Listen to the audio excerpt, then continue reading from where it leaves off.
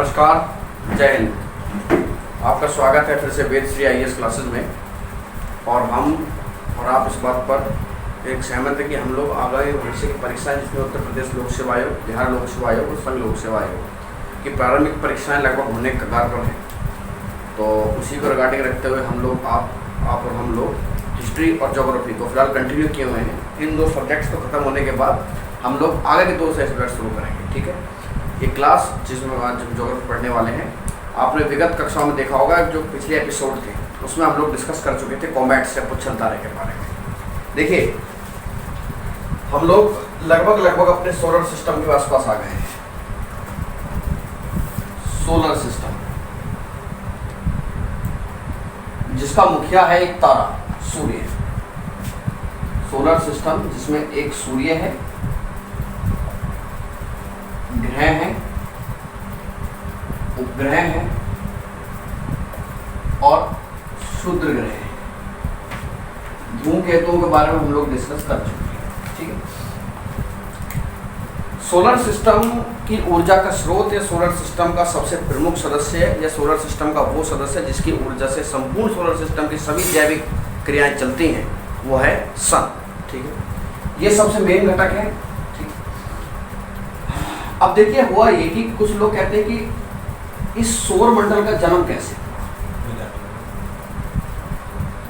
इस सौर मंडल का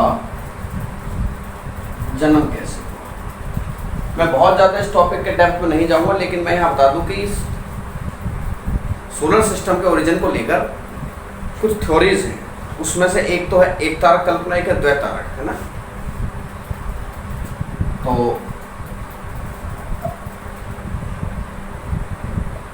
एक तारे की कल्पना है और एक द्वैतारक कल्पना है।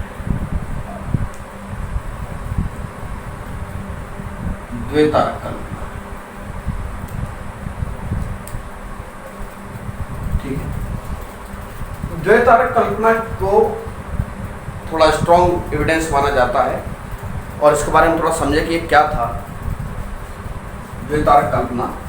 एक तारे कल्पना का मतलब सौर मंडल के बनने में केवल एक तारे का योगदान है। अगर ऐसी कोई विचारधारा है तो उसे एक तारे कल्पना कहते हैं। जो विद्वान ये कहते हैं कि सौर मंडल को बनने में दो तारों का योगदान है, उसे द्वैतारक कल्पना कहते हैं। देखिए क्या होगा, समझेंगे जरा। ये कल्पना कहती है कि जो सन है, it is also a star, हमारा सूर्य तारा है ना। तो कहते हैं कि इस तारे के पास से कभी एक और तारा गुजरा। इस तारे के पास से कभी एक और तारा गुजरा था। ये पहला है स्टार और ये कैसा है, सेकंड स्टार। द्वितारक कल्पना ये कहती है कि सन के पास से कभी एक तारा और गुजरा था, और जब ये पास से गुजरे तो दोनों के बीच में परस्पर क्या लगा, गुरुत्वाकर्षण। क्या लगा है, परस्पर गुरुत्वाकर्षण। और गुरुत्वाकर्षण बल के कारण क्या हुआ, इनमें आपस में लगने के कारण ये तारा और ये तारा, जब गुरुत्वाकर्षण बल लगा तो इस सूर्य का गुरुत्वाकर्षण बल लगने के बाद ये हुई कि इस सूर्य की एक हिस्सा जो था वो इस शेप में अलग हो गया। समझिए, जैसे कोई मेरी शर्ट को पकड़ के खींचे तो शर्ट को ऐसे खींच जाए, शर्ट, है ना। ऐसे ही जब ग्रेविटेशनल फोर्स लगा तो ग्रेविटेशनल फोर्स की वजह से इस सूर्य का एक हिस्सा कहाँ आ गया, बाहर की तरफ निकल गया। लोगों ने इसको फिलामेंट कहा। क्या कहा इसको, फिलामेंट। ठीक है, क्या कहा इसको, ये था फिलामेंट।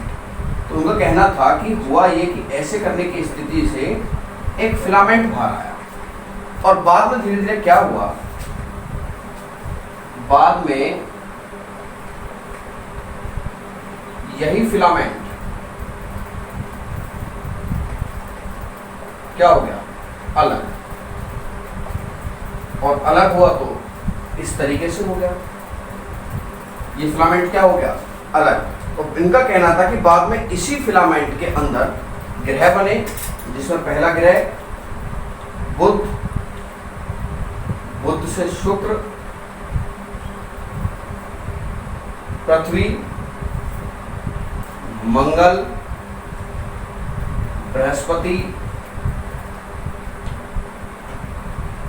शनि और अरुण, 8 ही ग्रह है ना वर्तमान में। देखिए बात सुन, सौर मंडल के जन्म के रिगार्डिंग 2 तरह के कॉन्सेप्ट थे। एक कॉन्सेप्ट था कि 1 तारे की कल्पना, एक थी 2 तारे की कल्पना। 2 तारे की कल्पना ये कहती है कि 2 तारे हुआ करते थे, आपस में गुरुत्वाकर्षण बल लगा और फाइनली हुआ क्या कि इस सन से एक फिलामेंट क्या हो गया, अलग फिलामेंट निकला और बाद में ये फिलामेंट पूरी तरीके से क्या हो गया, पूरी तरीके से फिलामेंट अलग हो जाता है। अब अगर हम इस थ्योरी के कल्पना जो हमने की है इसके प्रमाण की बात करें, इसका एविडेंस क्या है। मैंने कहा था ना कि इस थ्योरी को सबसे ज्यादा मान्यता है, इसी थ्योरी को लोग ज्यादा मानते हैं। क्लास 6, 7, 8, 9 जब भी आप पढ़े होंगे ज्योग्राफी, तो किसी भी किताब में आपको एक स्पष्ट तौर पर एक चित्र दिखाई देता है किसका, हमारे ग्रहों का। अगर हम अपने ग्रहों की बात करें तो हमारा एक ग्रह है बुध। क्या है हमारा ग्रह बुध। उसके बाद अगला ग्रह आता है हमारा शुक्र। तो शुक्र जो है बुध से कुछ बड़ा है, ठीक है। शुक्र से कुछ बड़ी पृथ्वी है, पृथ्वी से कुछ बड़ा मंगल है, मंगल से और सबसे बड़ा बृहस्पति है। उसके बाद बृहस्पति से कुछ छोटा शनि है, शनि से कुछ छोटा अरुण है, अरुण से कुछ छोटा वरुण है। अगर बहुत मैं ध्यान से देखूं, देखिए मैं इनकी अपर सरफेस को मिलाता हूं। ये देखिए अपर सरफेस को मिलाने से क्या बात समझ में, ये देखो अपर सरफेस को मिलाने से क्या बात महसूस हुई कि अपर सरफेस जब मिला, ये कुछ कैसा लग रहा देखने में, ये फिलामेंट जैसा नहीं लग रहा। फिलामेंट में भी ग्रह देखो बीच में छोटा, फिर बढ़ते चले गए, फिर कम होते चले गए। तो अगर आप ग्रहों की आकार देखें, जो शुरुआत में कम है फिर बढ़ रहा है और बृहस्पति जाने के बाद फिर से घट रहा है, तो ये लगभग किस जैसे आकृति है, फिलामेंट जैसी। तो द्वैत तारा कल्पना को सौर मंडल के सोलर सिस्टम में अभी तक से मेरा आशय ये है कि आधुनिक खोजों पर, हालांकि साइंस एंड टेक्नोलॉजी के ज़माने में बहुत सारे कॉन्सेप्ट अब सामने हैं, लेकिन ये कहीं ना कहीं ज़्यादा ऑथेंटिक माना जाता है एक तारे कल्पना के मुकाबले। कि भैया हुआ यह था कि सौर मंडल के जन्म में 2 तारों का योगदान है, तारा 1, तारा 2, गुरुत्वाकर्षण बल लगा और फाइनली दोनों के अटैचमेंट से क्या निकला, एक फिलामेंट निकला और बाद में फिलामेंट क्या हो गया, अलग। आज अगर हम हमारे ग्रहों की स्थिति देखें, जिसमें बुध है, शुक्र है, पृथ्वी है, मंगल है, बृहस्पति है, शनि है, अरुण है और वरुण है, ठीक है। तो इनमें आप देखेंगे कि फिलामेंट जैसी शेप इनकी बन जाती है, ठीक है। तो ये है ग्रहों की उत्पत्ति जिस प्रकार से हुई है। लेकिन हमारे सोलर सिस्टम का सबसे इम्पोर्टेंट जो घटक है, जो जीवनदायी कह सकते हैं, वो है सूर्य। तो आज की क्लास में सबसे पहले डिस्कस करेंगे किसके बारे में, सन के बारे में और ग्रहों की परिभाषा के बारे में। आप में से बहुत लोग ये सोच रहे होंगे आखिरकार वरुण की जगह यम प्लूटो कहाँ गया, 9 ग्रह होते थे, तो यम और प्लूटो क्यों नहीं है अब ग्रह का हिस्सा, अभी हम इसको देखेंगे। तो देखिए हुआ क्या, हालांकि कहानी बात की नहीं, समझ लीजिए आप। ग्रह, थोड़ा बोर्ड पे इस तरफ लिख देता हूँ, सारी बातों को नोट कर लेना। ग्रह की एक परिभाषा है।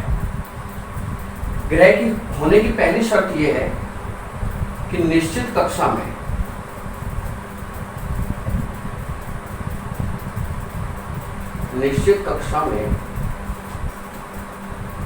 सूर्य के चारों तरफ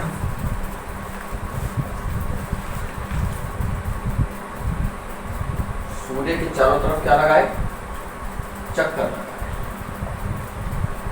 ठीक है। और एक दूसरे की कक्षा को ना काटे, एक दूसरे की कक्षा को न काटे।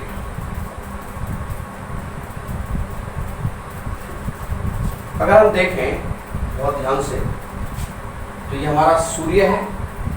बाद में हम देखते हैं कि इनसे कोई मतलब नहीं है, वरुण और यम, ये प्लूटो। तो ये वरुण है, तो वरुण ऐसे घूमता था। ये कौन सा ग्रह है, वरुण, और ये कौन सा ग्रह है, प्लूटो। तो सूर्य के चारों तरफ चक्कर लगाते हुए ये इस तरीके से क्या कर देता था, वरुण की कक्षा को काट देता था। और आप ग्रहों की परिभाषा देखिए बहुत ध्यान से भाई, जब ग्रहों की यहाँ पे कट कर रहा है ना, ये इस जगह पर ये प्लूटो क्या कर रहा है, वरुण कक्षा को कट कर रहा है। और ग्रहों की परिभाषा क्या कहती है कि चक्कर निश्चित कक्षा में लगाए लेकिन एक दूसरी कक्षा को भी ना काटे। क्योंकि प्लूटो वरुण की कक्षा को काट देता था, इसलिए वर्ष 2006 में चेक गणराज्य की राजधानी प्राग में अंतर्राष्ट्रीय खगोल शास्त्रियों का एक मीटिंग हुई। और उस मीटिंग में जब इस बात को रखा गया तो प्लूटो से ग्रह का दर्जा छीन लिया गया। प्लूटो अब ग्रह नहीं, एक बौना ग्रह, ड्वार्फ प्लैनेट है। अभी क्या बन गया है, ये ड्वार्फ प्लैनेट, ये प्लैनेट नहीं बचा है। तो प्लैनेट की संख्या जो पहले 9 थी, कितनी है, अभी रह गई है 8, बौना ग्रह, ठीक। साथ में एक बात और कही जाती है कि घनत्व कम से कम इतना अवश्य रूप से हो कि लगभग गोलाकार। घनत्व कम से कम इतना अवश्य हो कि लगभग क्या हो, ये क्या होना चाहिए, गोलाकार। अब ऐसा नहीं है कि टेढ़ा बांका तिरछा सा था और घूमने लगा तो बोला कि ये मैं तो ग्रह हूं, नहीं। कम से कम आपकी डेंसिटी इतनी होनी चाहिए, लगभग ज़्यादा भी ना हो। अर्थ भी ज़्यादा पूरी संपूर्ण गोलाकार थोड़ी है, अर्थ भी तो चपटी है। तो घनत्व इतना कम से कम लगभग गोलाकार हो, निश्चित कक्षा में सूर्य के चारों तरफ चक्कर लगाए और एक दूसरी कक्षा को ना काटे, क्योंकि प्लूटो वरुण कक्षा काटता था। अब ग्रहों की संख्या इसलिए 9 से कितनी रह गई है, 8। ये घटना 2006 की है जब इसको ड्वार्फ प्लैनेट घोषित किया गया, ठीक है। कहाँ पर, चेक गणराज्य की राजधानी प्राग में, ठीक है। चलिए हम डिस्कस करते हैं सन के बारे में। देखिए सूर्य के बारे में, सूर्य दैट इज सन। बेसिक बात यह है कि यह भी एक तारा है, यह भी एक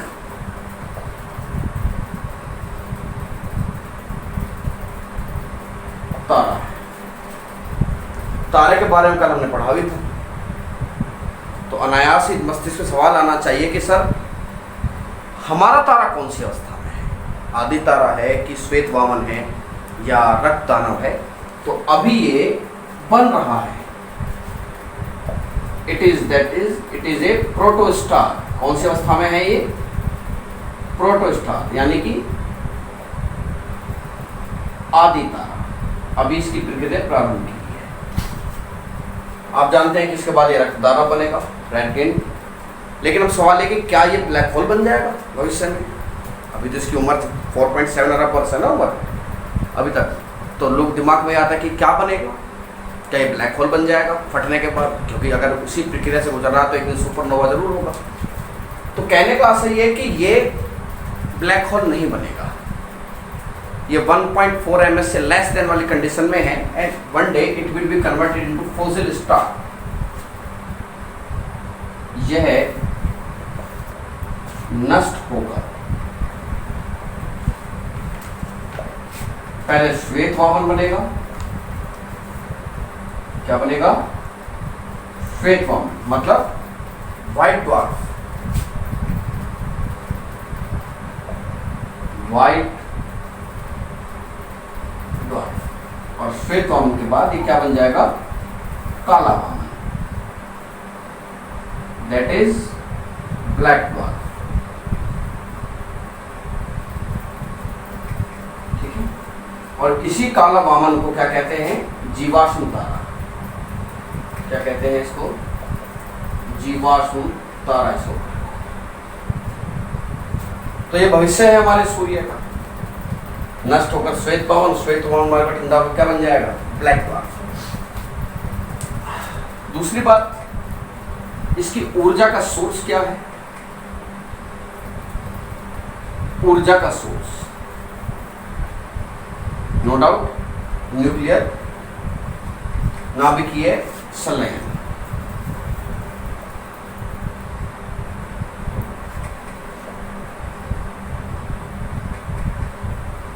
न्यूक्लियर फ्यूजन, नाभिकीय संलयन, जिसमें क्या हो रहा है कि हाइड्रोजन मिलकर क्या बना रही है? हीलियम। तो हाइड्रोजन किस में कन्वर्ट हो रही है? हीलियम में। और यहीं से क्या निकल रही है? बृहद मात्रा में ऊर्जा, बृहद मात्रा में ऊर्जा निकल रही है। तो ये बात समझ लीजिए कि ये आदि तारा है, नष्ट होकर श्वेत वामन बनेगा, फिर ब्लैक ड्वार्फ बनेगा। देखिए, अगर हम सन की बात करें, सन की हम चर्चा कर रहे हैं, तो इसको केंद्र से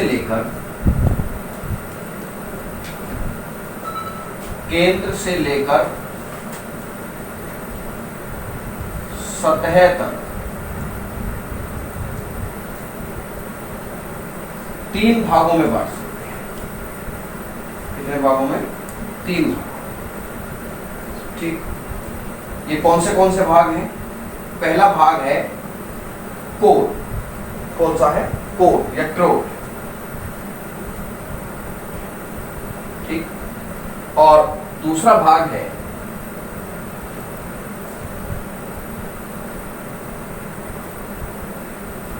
रेडिएटिव जोन। इसको क्या कह सकते हैं आप? विकिरण, रेडिएटिव जोन। और तीसरा इसका हिस्सा है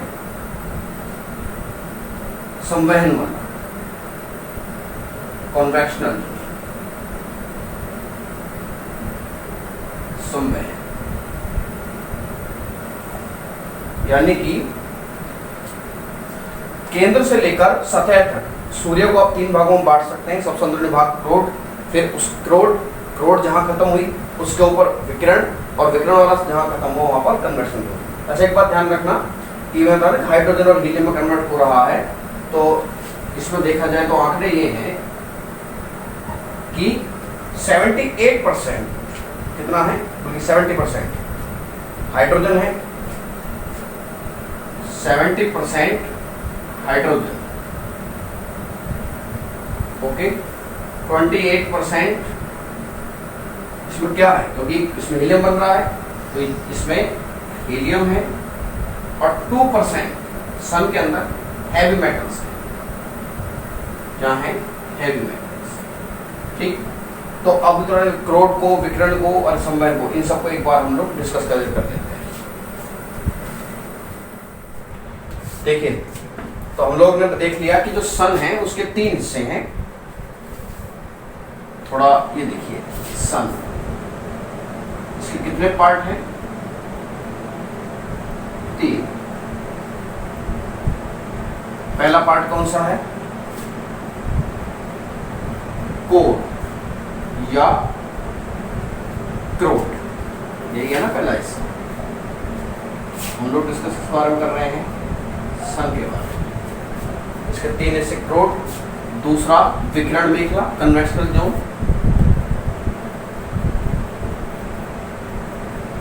कन्वेक्शनल जोन, ठीक है, और एक है जिसको हिंदी में क्या कहते हैं? विकिरण मेखला।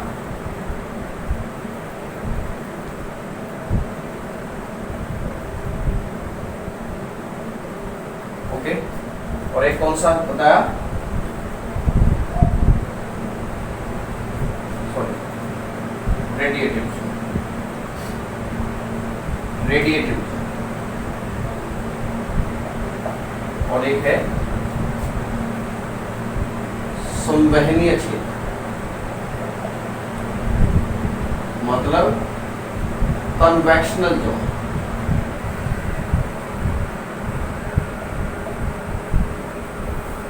कौन सा जोन? Convection zone. कोर, सूर्य का सबसे गर्म क्षेत्र। देखो एक बात बता दूं मैं, जो सन है वो 40 लाख टन पर सेकंड की एनर्जी एमिट कर रहा है। कितना? 40 लाख टन की एनर्जी पर सेकंड एनर्जी को रिलीज कर रहा है कौन? सन। ये कोर है, सबसे गर्म क्षेत्र यही है, सबसे गर्म क्षेत्र, और यहीं पर चल रही है न्यूक्लियर फ्यूजन की प्रक्रिया भी। नाभिकीय संलयन की प्रक्रिया यहीं पर चल रही है।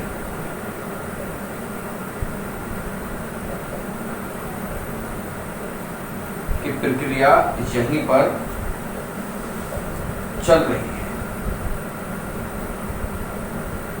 ठीक है। इसके बाद है विकिरण मेखला, रेडिएटिव जोन।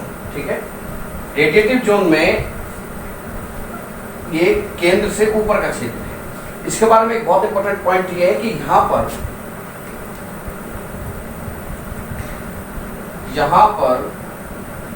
कई बार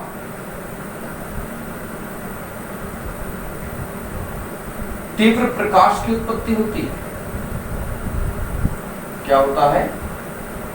तीव्र प्रकाश की उत्पत्ति, और इसी तीव्र प्रकाश को कहते हैं सोलर फ्लेयर्स, सौर ज्वाला। क्या कहते हैं इसको? Solar flares. ठीक है। कोर सबसे गर्म क्षेत्र, नाभिक संरचना यहीं पर चल रही है। रेडिएटिव जोन व विकिरण मेखला, यहां पर कई बार तीव्र प्रकाश की उत्पत्ति से क्या कहते हैं? सोलर फ्लेयर्स, सौर ज्वाला।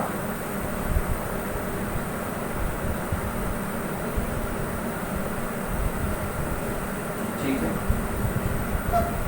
संवहनीय क्षेत्र, इसको भी 3 भागों में, सबसे ऊपर का हिस्सा है, इसको भी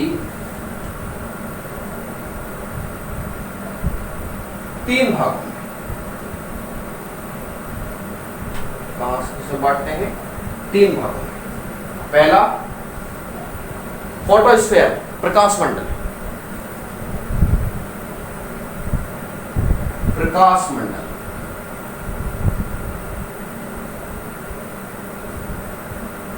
ठीक है। दूसरा वर्णमंडल।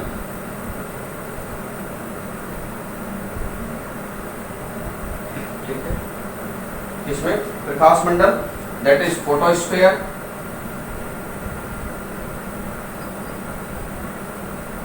और एक वर्णमंडल। ठीक है। ये सूर्य का वातावरण है।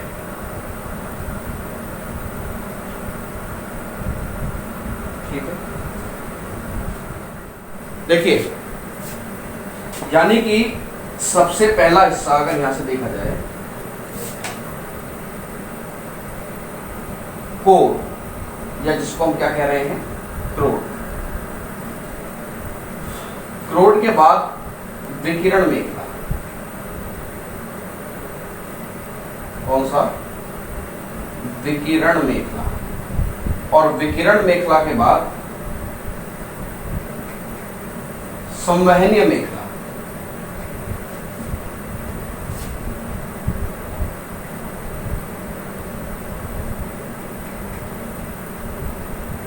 संवहनीय मेखला।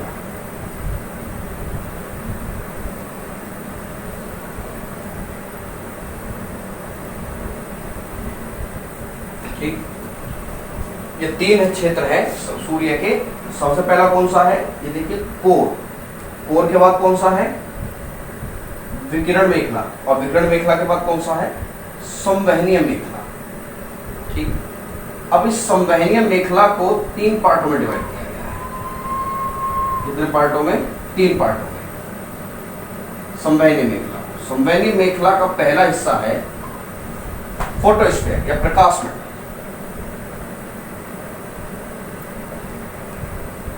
फोटोस्फीयर या प्रकाश मंडल।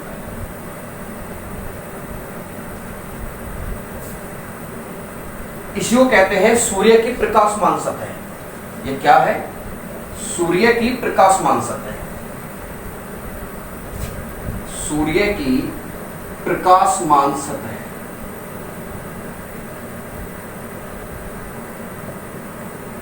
प्रकाशमान सतह, ठीक है, फोटोस्फीयर, और लगभग 6000 डिग्री सेंटीग्रेड का टेम्परेचर होता है, टेम्परेचर, ठीक। संवहनीय मेखला का पहला भाग है फोटोस्फीयर, जिसे सभी सूर्य की प्रकाशमान सतह भी कहते हैं। देखिए क्या होता है कि लाइट इस क्षेत्र में आकर एब्जॉर्ब होती है। यहां पर लाइट, जो प्रकाश निकल रहा है, वो कई बार क्या होता है, एब्जॉर्ब, क्या होता है, एब्जॉर्ब होता है। और जहां लाइट एब्जॉर्ब होता है वहां काले रंग की रेखाएं देखने को मिलती है। क्या देखने को मिलती हैं? काले रंग की रेखाएं, फ्रॉनहोफर लाइंस, क्या कहते हैं उनको? Fraunhofer lines. ये वो देखिए, जहां जहां लाइट एब्जॉर्ब हो जाती है वहां पर लाइट क्या से स्पॉट पैदा करती है? Black spot, black lines. इन्हें क्या बोलते हैं? फ्रॉनहोफर लाइंस इनको कहा जाता है। ये कहाँ होता है सब? प्रकाश मंडल में। सूर्य की प्रकाशमान सतह क्या कहलाती है? फोटोस्फीयर, ठीक है। यहीं पर लाइट क्या होती है? एब्जॉर्ब होती है। यहीं पर जब ब्लैक लाइंस बन जाती है तो फ्रॉनहोफर लाइंस कहते हैं। दूसरा इसका हिस्सा है वर्णमंडल।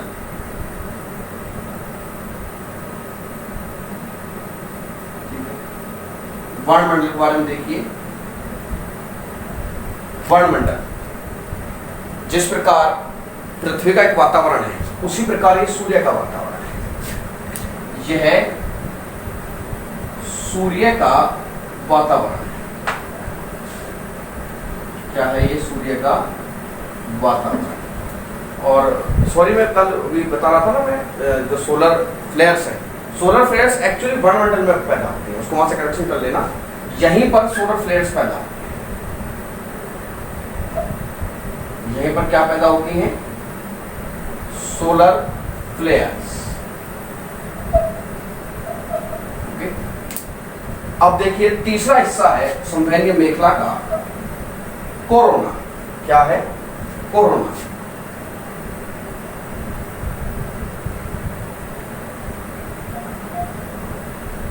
सबसे पहला प्रकाशमंडल और सबसे आखिर कोरोना।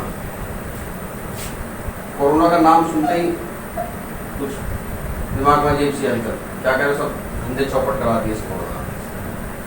कोरोना सबसे बाहरी हिस्सा,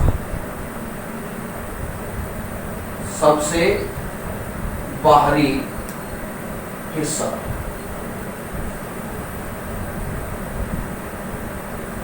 कौन सा है सबसे बाहरी हिस्सा? कोरोना। अब तुम देखते होगे ना, कोरोना जब आता है तो कोरोना को कुछ कुछ कैसे बनाते हैं? ऐसा ऐसा करके स्पॉट करते हैं कोरोना को ना, इस तरीके से।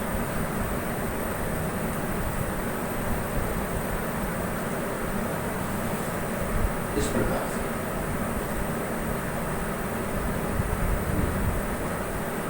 ये है ना कोरोना। तो अब इसमें क्या समानता है?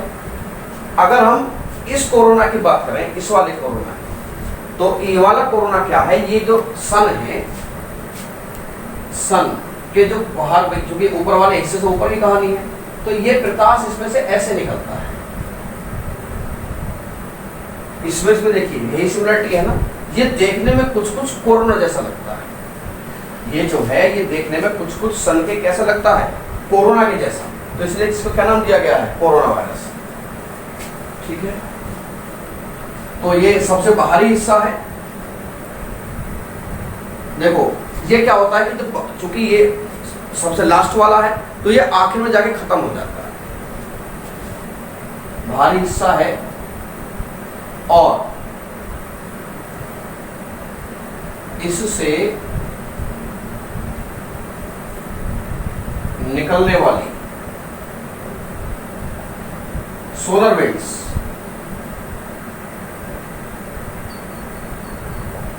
कौन सी? Solar winds. बहुत दूर तक फैलती है और बहुत दूर तक से आते हैं पृथ्वी तक भी पहुंचती है, बहुत दूर तक फैल जाती है।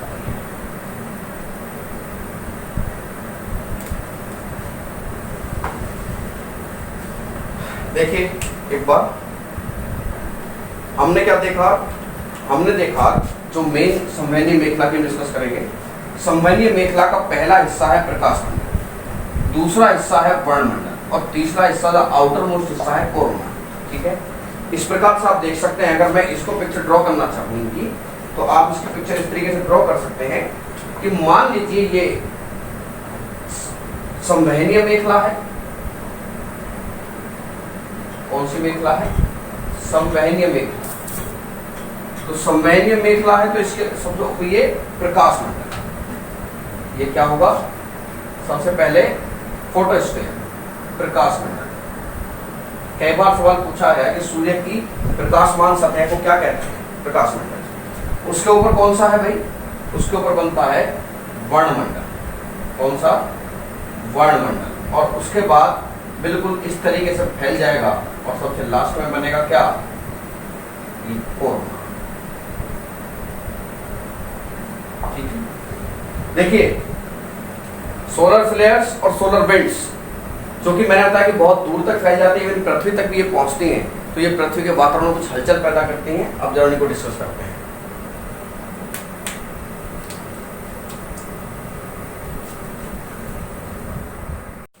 देखिए हम लोग डिस्कस कर रहे थे प्रकाश मंडल, प्रकाश मंडल के सारे बारे में हमने देखा। यहाँ पर हम एक चीज और डिस्कस कर लें। कई बार क्या होता है कि प्रकाश मंडल में फोटोस्फीयर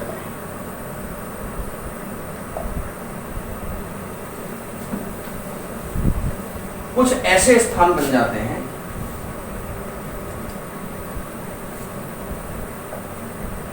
कुछ ऐसे स्थान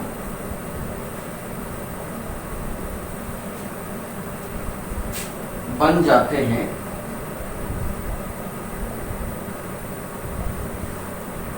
जो आसपास के क्षेत्र से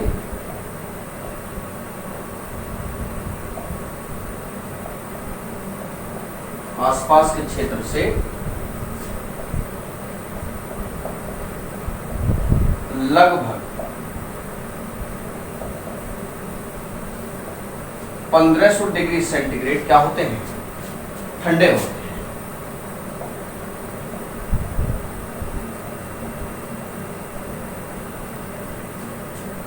ठीक है, फोटोस्फीयर में क्या होता है? कुछ ऐसे स्थान बन जाते हैं जो अपने आसपास के क्षेत्र से कितने ठंडे होते हैं? लगभग 15 डिग्री सेंटीग्रेड। इन्हीं स्थानों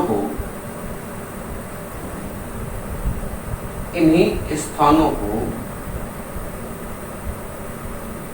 सन स्पॉट कहा जाता है। क्या कहा जाता है? सन स्पॉट या सौर कलंक।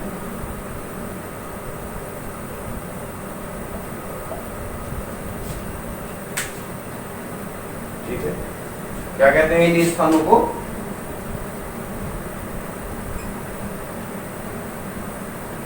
सौर कलंक।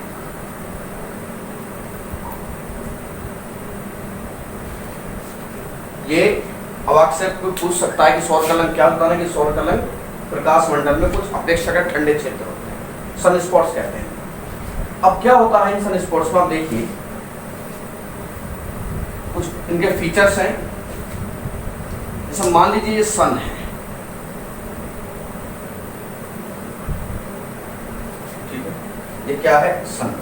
अब सबकी तरह ही सन की भी एक भूमध्य रेखा है भाई, एक लाइन के बीच में से सन की मानी जा सकती है ना, एक imaginary line, that is equator या भूमध्य रेखा। इस सन की भूमध्य रेखा के उत्तर में 5 डिग्री नॉर्थ और दक्षिण में 40 डिग्री साउथ। समझ लेना कि सूर्य की भूमध्य रेखा, जो सूर्य की जो इक्वेटर है, सूर्य की इक्वेटर के 5 डिग्री नॉर्थ और 40 डिग्री साउथ के बीच में जो बनते हैं, इसी बीच में क्या बनते हैं सारे हमारे सन स्पॉट।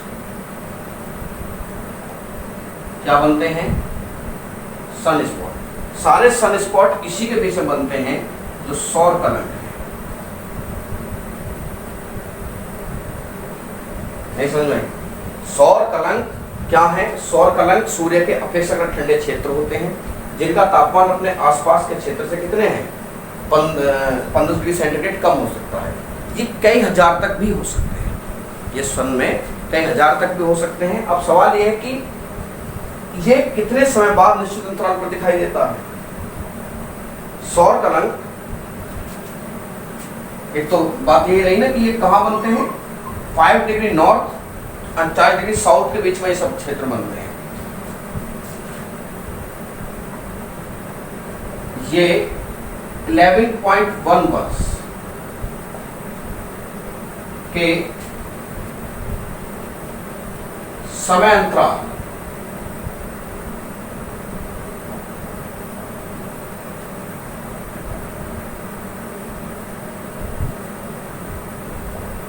अंतराल पर दिखते हैं।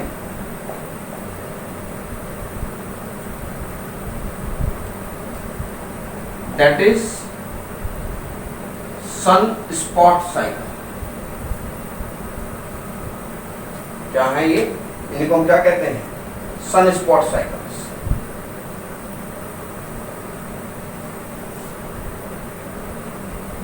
ठीक है। अभी मॉडर्न रिसर्च ये कहती है कि इन सन स्पॉट साइकिल्स का पृथ्वी की जलवायु सीधा संबंध है। वो कहते हैं कि कई बार डायरेक्ट संबंध देखा गया है नीनो अल्लीनो। आप जानते हैं कि अल्लीनो पर तो हमारा पूरा मानसून ही डिपेंड करता है, लानीनो और अल्लीनो पर। तो कहते हैं कि सौर कलंक का जो प्रभाव है वो कहीं ना कहीं लानीनो अल्लीनो पर भी देखा गया। हालांकि ये बीच पर रिसर्च जारी है। तो आप समझ गए होंगे क्या होते हैं सन स्पॉट्स। सन स्पॉट्स सूर्य के अपेक्षा ठंडे स्थान है। ये सन पर 5 डिग्री नॉर्थ से 40 डिग्री साउथ के बीच में बनते हैं सौर कलंक इक्वेटर से। ये 11.1 वर्ष के समय अंतराल पर दिखते हैं, पर टाइम तक दिखते हैं। इसी के 11.1 वर्ष को क्या कहते हैं? Sun spot cycle. अच्छा एक बात बताओ, सूर्य भी चक्कर लगाता है किसके चारों तरफ?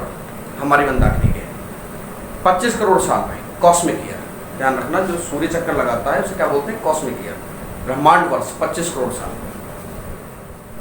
देखिए अब एक टॉपिक की और तरफ हम बढ़ते हैं। देखो ध्यान करो, मैंने आपको जब मैं कोरोना के बारे में बता रहा था आपको, क्या कह रहे हो सर इस दुष्ट बीमारी का बार बार नाम मत लो आप। मैं नहीं ले रहा नाम, बस ये बीमारी हमारा नाम न ले। हम तो ले इसने हमारा नाम लेते तो जल्दी कर देगी। कोरोना से मैंने आपको बताया था कि भैया सोलर विंड्स निकल रही है। क्या निकल रही हैं? कुछ सोलर विंड्स निकल रही हैं, प्लस कॉस्मिक रेज निकल रही है। क्या निकल रही है? सोलर विंड्स, सौर पवन। और ये बड़ी लंबी यात्रा तय करती है, बहुत दूर तक जाती है। कौन सी? Solar winds. अगर हम ये मान लें कि ये सोलर विंड्स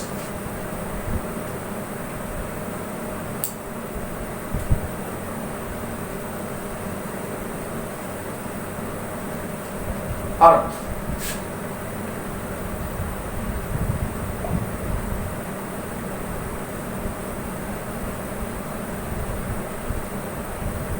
नॉर्थ पोल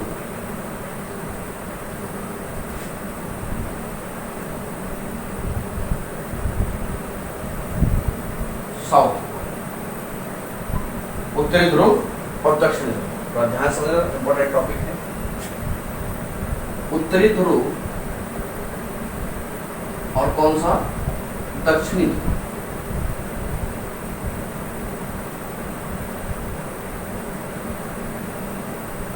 देखिए हो क्या रहा है, कोरोना जिससे सोलर विंड्स निकल रही हैं, ये सोलर विंड्स क्या होती हैं? ये आयनाइज्ड होती है, चार्ज होती है।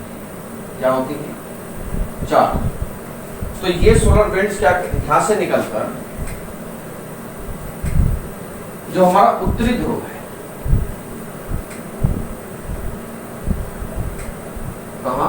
उत्तरी ध्रुव, और यहाँ से लेकर कहाँ पहुंचती है, जो हमारा दक्षिणी ध्रुव, ऐसे पहुंचती है। इक्वेटर पर भी थोड़ी बहुत पहुंचती है, लेकिन यहाँ पर हमें एक अजीब सी चीज देखने को मिलती है। कहाँ पर, उत्तरी ध्रुव और दक्षिणी ध्रुव। क्या होता है कि यहाँ पहुंचने के बाद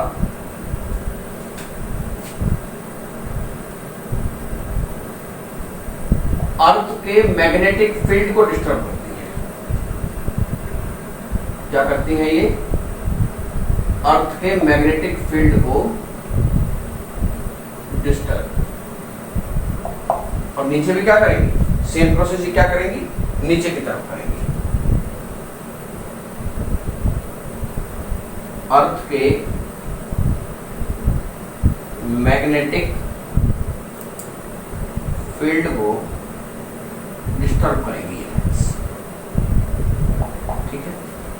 ऊपर भी जो काम ये ऊपर कर रही है वही काम ये क्या कर रही है, नीचे कर रही है।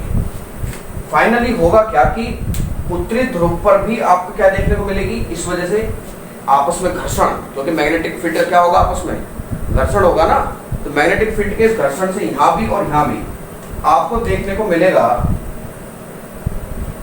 एक लाइट, एक प्रकाश देखने को मिलेगा। क्या देखने को मिलेगा आपको, प्रकाश। इधर भी क्या देखने को मिलेगा आपको, एक प्रकाश। ठीक है, ये जो प्रकाश है, इसी प्रकाश को, जो प्रकाश कहां दिख रहा है, उत्तरी ध्रुव पर, इसे क्या कहते हैं, इसी को कहते हैं अरोरा। क्या कहते हैं इसको, अरोरा।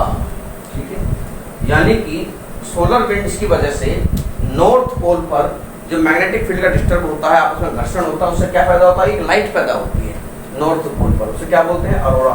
और यही प्रकाश साउथ पर भी, तो यहाँ भी इसको क्या कहते हैं, यहाँ भी इसको अरोरा कहते हैं, लेकिन इनकी आपस में नाम अलग अलग है।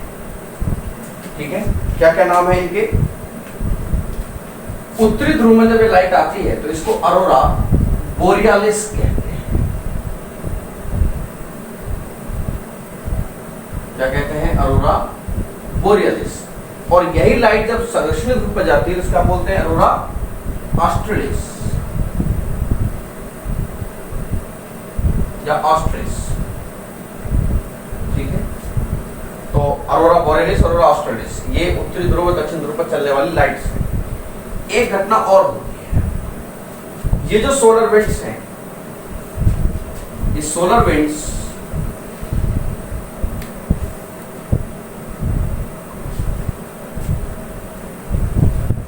अर्थ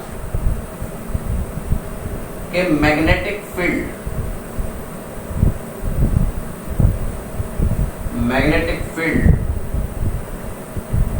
को क्या कर देती हैं, को प्लस आयनोस्फीयर, जो आयन मंडल है, सबसे ऊपर का मंडल ना, आयन मंडल में नुकसान करती है, क्षति। अब चूंकि जब ये क्षति करती है, इसी को हम क्या कहते हैं, that is radio fade out. क्या कहते हैं इसको, रेडियो फेड आउट, इसको कहा जाता है।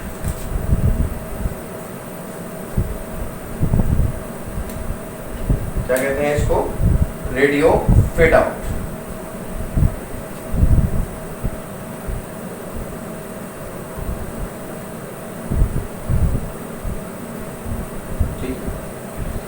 तो ये कुछ बातें थी जो सूर्य के रिगार्डिंग हमने की थी।